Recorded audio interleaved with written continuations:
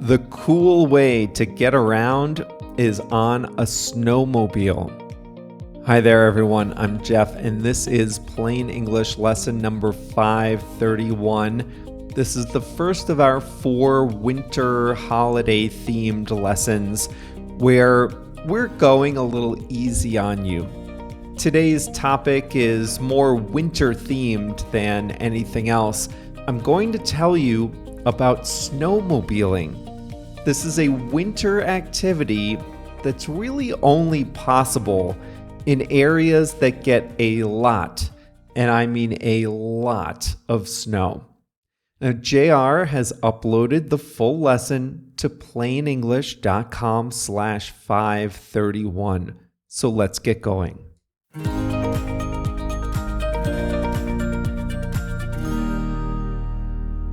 If you don't know what a snowmobile is, I'll help you out. You're probably familiar with a jet ski. A jet ski is like a motorcycle, only for water. It's a one-person vehicle with handlebars, not a steering wheel.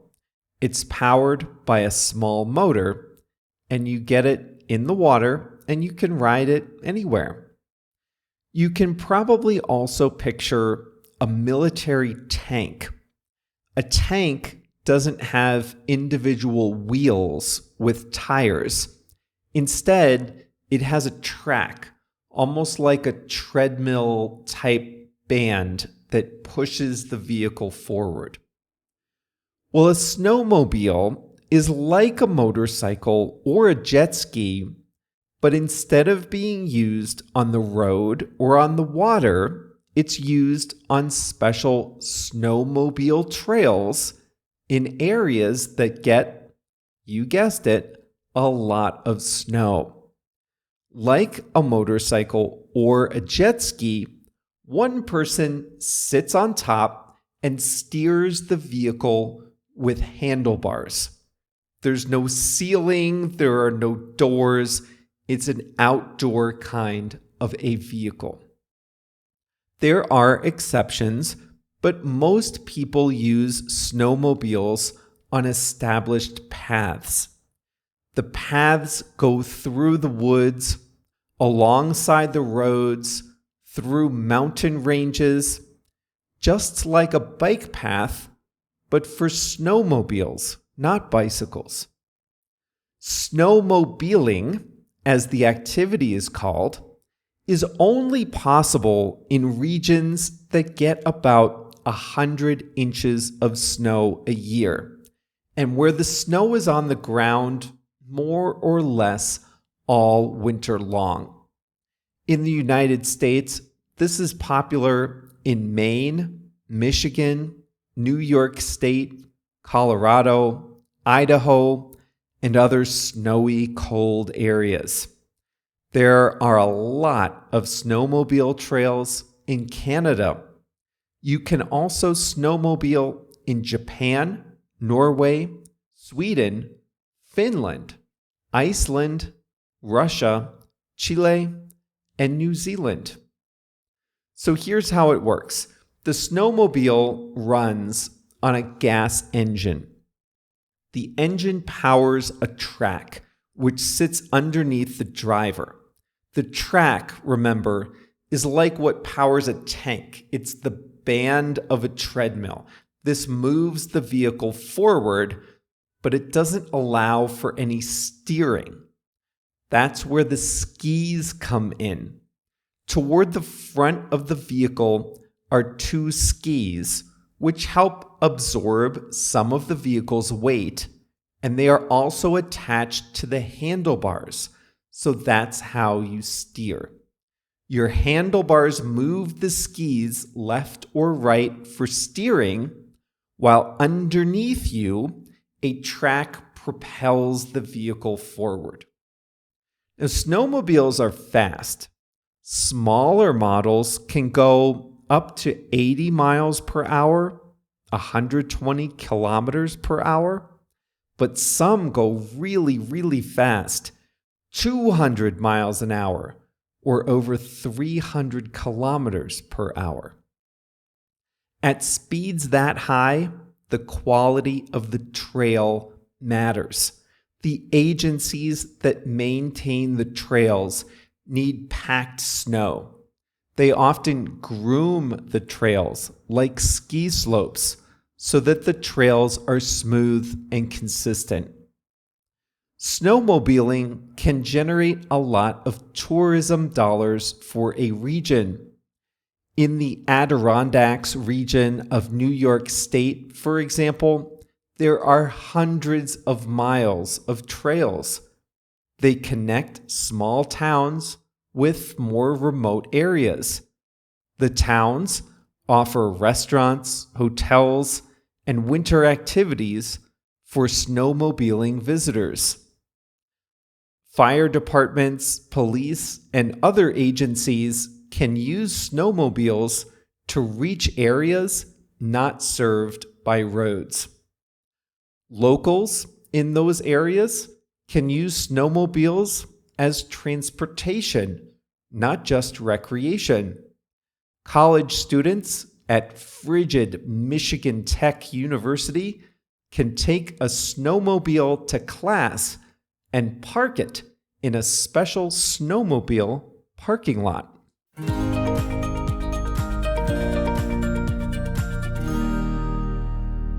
I have never been on a snowmobile. I have never done it. In fact, until today, I didn't know that they were powered by that tank-like track.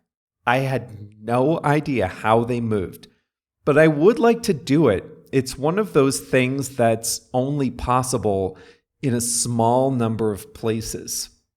Now, I've lived almost my entire life in areas with cold, snowy winters, but nowhere near the amount of snow you need to really maintain snowmobile tracks. So one day, I would like to try it. Now, if you want to see a few pictures and videos of snowmobiles, I'll post them in the Facebook group this week. You can check that out by visiting plainenglish.com/Facebook.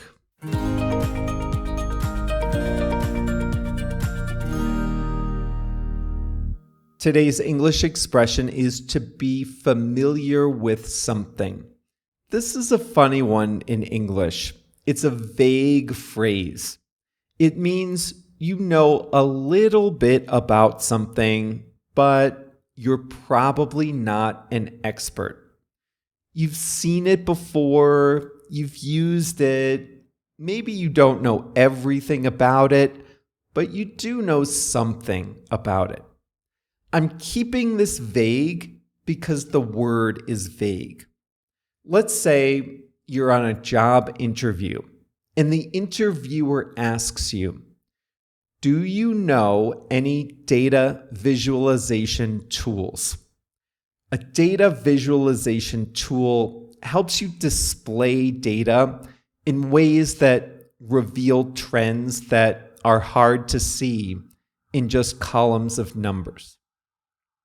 Tableau is a great example. Microsoft has one called Power BI. Google has a free one. Well, if you get this question, you don't want to say no, but pretend you're not an expert either. You can tell the interviewer, I'm familiar with Tableau and Power BI. Yes, that means you have some knowledge, but you're not claiming to be an expert. Maybe you used just the basic functions a few times. Maybe you only logged in once. You're familiar with it. You've seen it. You've had some contact. You know a little, but you're also not pretending to be an expert.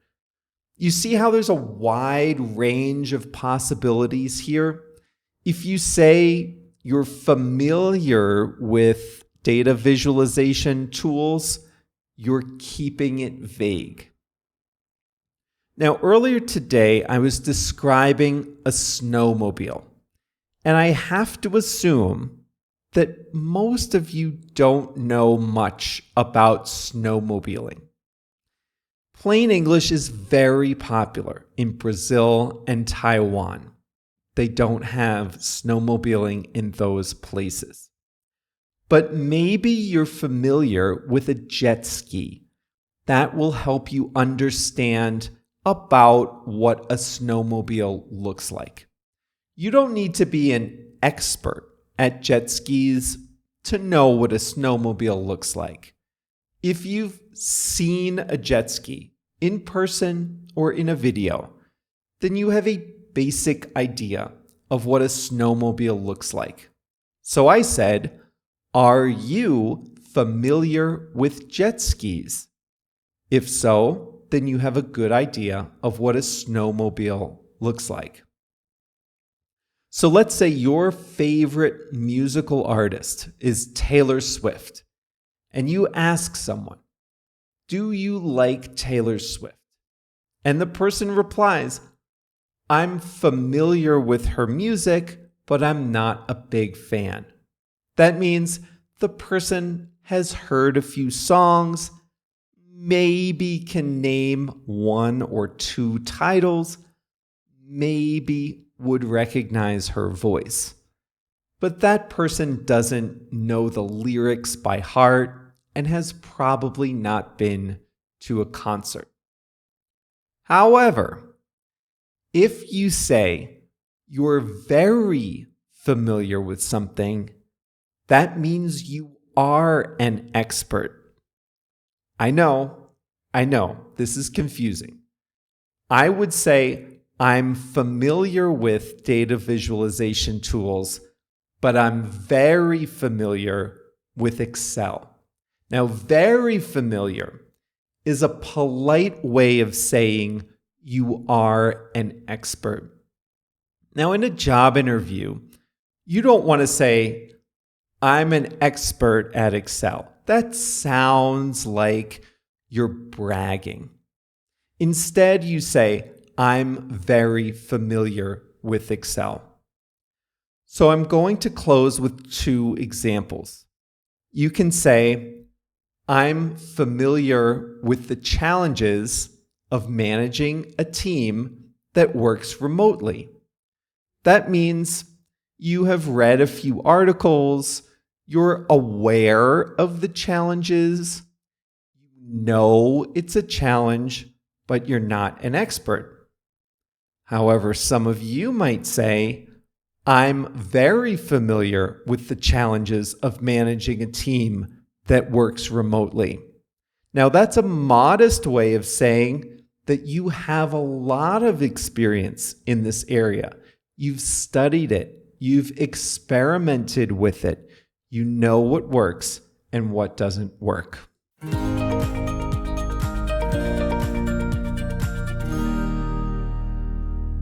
Time for a song of the week. It's Gold by Ivy. It's a person reflecting on getting older and the fond, familiar memories of being young. I think the message is about changing as we get older into people we might not recognize. So today's song is Gold by the Ivy. And that's all for today. A quick lesson. You and I both deserve a little break around the holidays. We'll do 3 more shorter ones before picking up our normal routine in the new year. Next week is Christmas, and we'll do 1 lesson on the best Christmas movies in English. I'll see if I can do 5 movies from 5 different decades. That'll be Monday, December 26th. So if you celebrate Christmas, you'll still have the tree up, the Christmas spirit. You'll be ready for some movies. But you can watch these movies any day of the year. Well, anyway, remember, today's full lesson is at plainenglish.com/531. We do have the full complement of exercises, the video, translations, fast audio, all that at plainenglish.com/531. That's it for today. Have a very Merry Christmas if you celebrate, and we'll be back here on Monday.